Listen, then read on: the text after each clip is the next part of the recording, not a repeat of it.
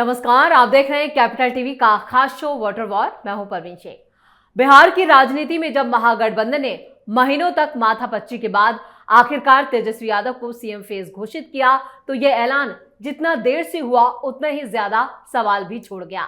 जिस गठबंधन को अपने चेहरे के लिए ही महीनों तक फैसला करने में इतनी देर लगी, वो बिहार जैसे राज्य के मुद्दों पर कितनी तेजी से निर्णय ले पाएगा, ये सबसे बड़ा सवाल है। असल में ये देर सिर्फ नाम तय करने की नहीं, बल्कि नियत तय करने में भी हुई देरी है। जनता देख रही है कि महागठबंधन के अंदर आपसी खींचतान, नेतृत्व को लेकर असहमति और सीट बंटवारे पर टकराव किस तरह से हावी रहा।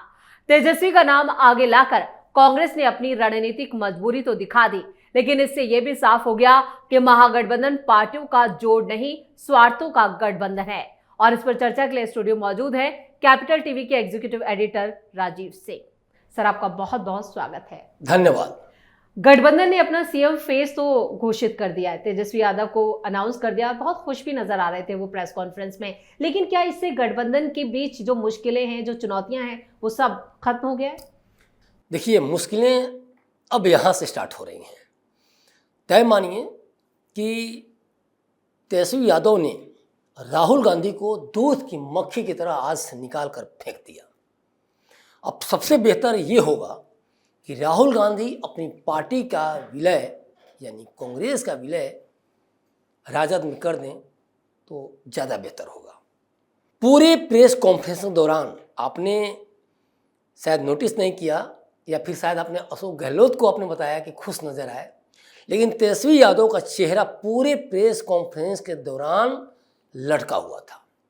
प्रेस कॉन्फ्रेंस के जस्ट पहले बंद कमरे में तेजस्वी यादव और अशोक गहलोत बैठक कर रहे थे कि मारपीट कर रहे थे कि तू मैं कर रहे थे कि दोनों में नोकझोंक हो रही थी। ये बेहतर वही बता सकते हैं, लेकिन पीसी से जस्ट पहले इसकी जरूरत क्या थी? गहलोत साहब तो कल से ही पटना आए हुए हैं। बिल्कुल, ये भी कहा जा रहा है कि रात भर जो बैठकों का दौर है गठबंधन में, वो रात भर चलता रहा, रात भर मीटिंग पे मीटिंग हुई है। 16 दिन साथ में नहीं थे क्या? साथ में तो यात्रा निकाले थे, साथ साथ खाना पीना, होटलों में ठहरना, घूमना। उसके बाद 5 दिन तेजस्वी यादव भी यात्रा किए। महीना 2 महीना से सब चल रहा हुआ है और इनके बीच कोई वार्ता नहीं हुई। इनके पास 15-16 घंटा नहीं निकले और 16 दिन तक वो घूमते रहे कि बैठ के वे सीट शेयरिंग पे बात कर लें, बैठ के सीएम फेस को लेके बात कर लें, बैठ के वो डिप्टी सीएम के फेस पे बात कर लें। मतलब सोचिए, कांग्रेस की आज हालत जो है कितनी बुरी हो गई है कि एक राष्ट्रीय पार्टी, एक क्षेत्रीय पार्टी के पास उसके सामने नाक रगड़ रही है। मतलब कल तक कांग्रेस जो पूरे सीटों पे लड़ रही थी, आज 1/4 सीटों के लिए भिखमंगी बनी हुई है, डर रही है, लाचार है कि मुझे बस 61 सीटें दे दो। क्या था शुरू में? 72 सीटें 78 सीटों की मांग थी। तेजस्वी यादव ने नहीं माना और 61 सीटों पर भी नहीं माना। खुद से इन्होंने उम्मीदवार उतारने शुरू किए और यही तो नतीजा है। गठबंधन की बात है, महागठबंधन कहते हैं आप, गठबंधन तो है ही नहीं इसमें। गठबंधन अगर हुई होती तो आपके जो उम्मीदवार टकरा रहे हैं 12 और 15 सीटों पे, वो नौबत नहीं आती। लेकिन आज 12-15 सीटों पर आपके उम्मीदवार टकरा रहे हैं। आज भी प्रेस कॉन्फ्रेंस में सीट शेयरिंग पे बात नहीं हुई। इन्होंने एक भी मैसेज नहीं दिया कि हम खुश हैं और हमारा मतलब कांग्रेस जहां उम्मीदवार है वहां राजद का उम्मीदवार नहीं होगा, जहां राजद का उम्मीदवार है वहां वीआईपी का उम्मीदवार नहीं होगा, जहां कांग्रेस का उम्मीदवार है वहां लेफ्ट का उम्मीदवार नहीं होगा। आज भी अनाउंसमेंट नहीं हुई। सीएम फेस को लेके तो तय मानिए, मुझे तो यही लग रहा है कि तेजस्वी यादव ने धमकाया है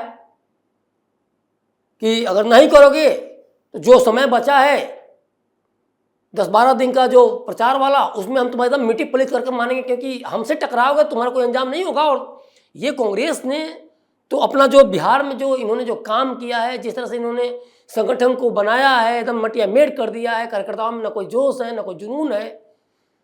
तो राहुल गांधी के सिर्फ धमकियाने से और बात नहीं करने से, फ़ोन पे नहीं करने से, या शिमला और चंडीगढ़ और आपको दक्षिण अमेरिका घूमने से फुर्सत हो तब नहीं सब बात करेंगे, और वहां घूमने से बिहार की समस्या सॉल्व हो जाएगी क्या?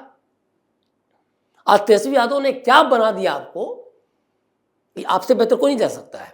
और इसीलिए कांग्रेस बिफरी हुई है अभी भी, और मैं इसी बिहार पे कह रहा हूं कि चेहरा लड़का हुआ है, क्योंकि दोनों में अभी भी जबरदस्त लड़ाई चल रही है, जबरदस्त हाथापाई चल रही है। आज भी हालात ये है कि जो 61 सीटों पे कांग्रेस लड़ रही है उसमें 40 सीटें ऐसी हैं जो कि इनकी हार पूरी तरह तय है। मतलब कुल मिला जुला के 21 सीटों पर ही आप हार या जीत की कल्पना कर सकते हैं। 40 सीटों पर आप तो जीतने की कल्पना भी नहीं कर सकते। वो एनडीए गढ़ वाली सीटें या फिर एक दो दूसरी पार्टियां लेके जाएं या ओवैसी साहब सीमांचल में लेके चले जाएं। मैं ये डेटा के साथ भी कह रहा हूं, देखिए 17 सीटें ऐसी हैं जिसमें कि आप 3 विधानसभा चुनाव में महागठबंधन कभी जीता ही नहीं, चाहे वो 2010 की बात हो, चाहे 2015 की बात हो, चाहे 2020 विधानसभा चुनाव की बात हो। उसके अलावा बचती हैं 23 सीटें। इन सीटों पे ही 2 चुनाव लगातार महागठबंधन ने हारा है। तो कांग्रेस कहां है? कांग्रेस को बेहतर पता है। राजद कहां है? राजद को ही पता है। और इसीलिए राजद जीत पे अड़ी रही कि 144 सीटें जो पिछली बार मैं लड़ी थी, 143 से कम नहीं लड़ूंगी। कांग्रेस ने कॉम्प्रोमाइज किया, लगातार कांग्रेस कॉम्प्रोमाइज कर रही है। पिछली बार 70 पे लड़ी थी, अब इस बार 61 सीटों पे लड़ रही है, मतलब 9 सीटों का कॉम्प्रोमाइज। लेफ्ट ने भी कॉम्प्रोमाइज किया। लेकिन इन सब में देखिए, आपने कहा कि लेफ्ट ने भी कॉम्प्रोमाइज किया, कांग्रेस ने अपने पैर पीछे खींच लिए सीट बंटवारे पर, लेकिन क्या यहाँ पर मुकेश सहनी का जो दांव था कि डिप्टी सीएम मुझे दावेदार बनाया जाए, वो उसमें उन्होंने जीत हासिल कर ली, तो कितना दबाव डाला उन्होंने तेजस्वी पर या कांग्रेस पर? देखिए दबाव क्या डाला, मुकेश सहनी को लेकर उन्होंने बोला कि डिप्टी सीएम बनेंगे, लेकिन साथ साथ उन्होंने और क्या बोला कि और जो डिप्टी सीएम का अनाउंसमेंट है उसका बाद में देखेंगे। तो ये कांग्रेस को पता है कि जिस तरह से वो हार रही है उसमें वो अकेले नहीं हारेगी, और राजद की भी मंटी पलीद होगी। प्रेस कॉन्फ्रेंस के जस्ट बाद जिस तरह से एनडीए हमलावर हुई कि ठीक है आपने तेजस्वी का चेहरा तो अनाउंसमेंट कर दिया, तो आप जंगल राज पार्ट 2 लाना चाह रहे हैं। क्योंकि तेजस्वी को लेकर राहुल गांधी लगातार इसीलिए इस अनाउंसमेंट से बच रहे थे, सीएम फेस के अनाउंसमेंट से।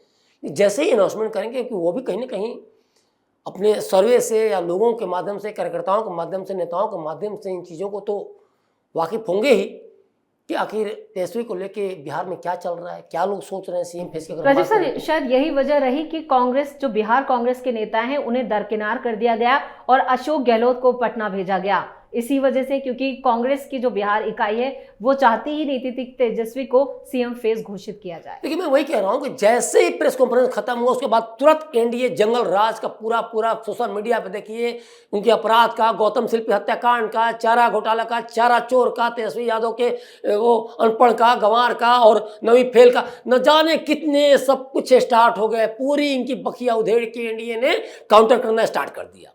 और इसमें एनडीए कुछ गलत नहीं किया, जो सच्चाई थी वो वही रख रहे हैं सामने। लेकिन इसमें हो क्या रहा है?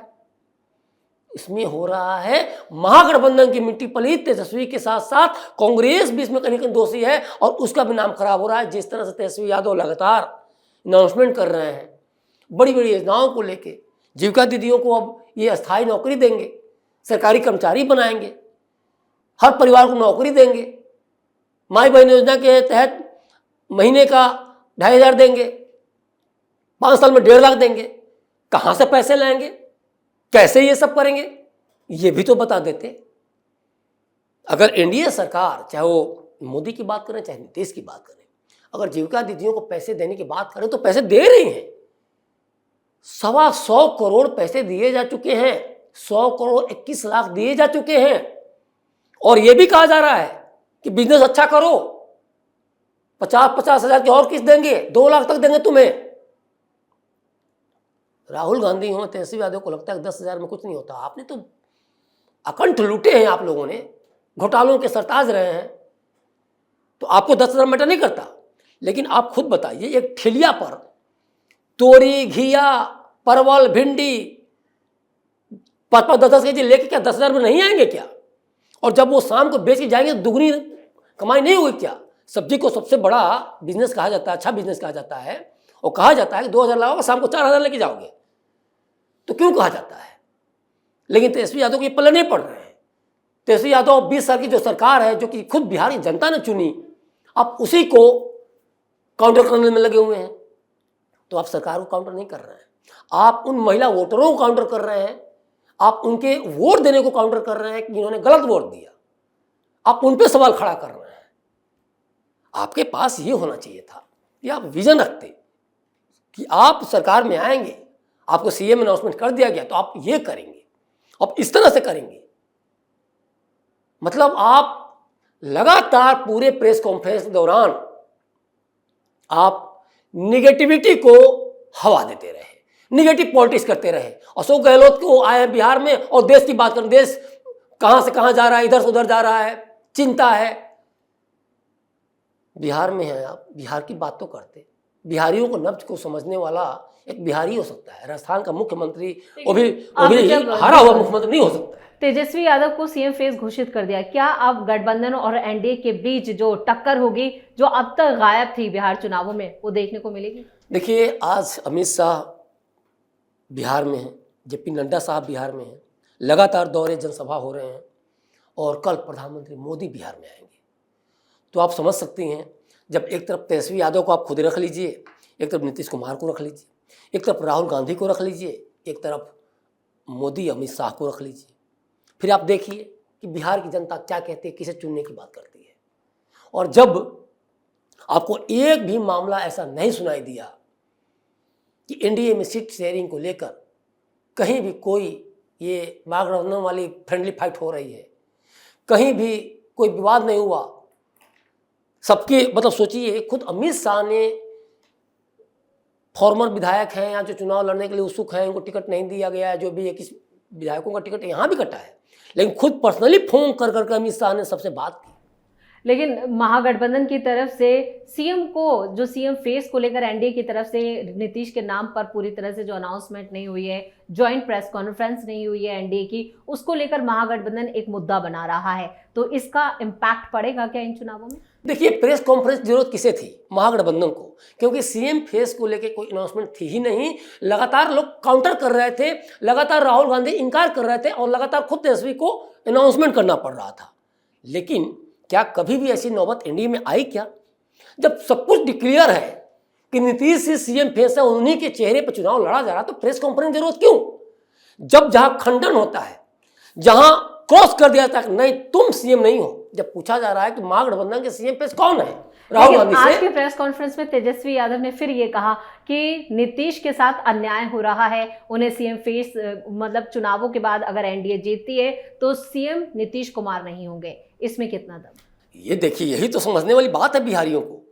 नीतीश सुशासन के चेहरे के तौर पर मापे जाते हैं, जाने जाते हैं, और जिस तरह से 20 साल नीतीश ने शासन किया है, तो बार बार जब इस सरकार में जनता ला रही है तो तेजस्वी को सबसे ज़्यादा डर किससे है?